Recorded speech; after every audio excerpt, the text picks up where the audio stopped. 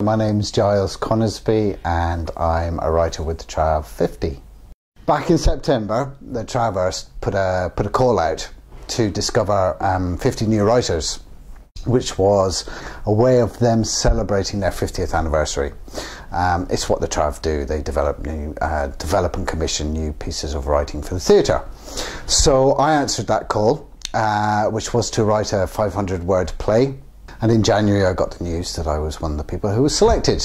As a reward, I had the lovely, terrifying but also uplifting experience of seeing my 500-word, which is about 5 minutes, piece performed as a rehearsed reading. Really interesting to sit in an audience and hear how the audience react to something you've written. Since then, a whole host of little things like panel discussions, workshops with people who are leading lights in Scottish playwriting circles.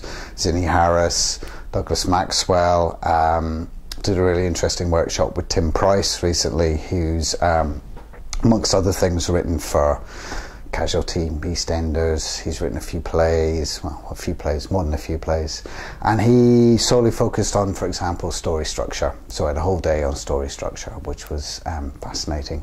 I went through a phase when I was about 15. It wasn't a heavy metal phase, it was a writing phase. I ended up writing a lot of poetry, which is possibly my first love, or the thing that I'll always do. Poetry I've written before is not conversational. They're not long pieces. In fact, they're normally very short, so every word really counts, is really meant to be there.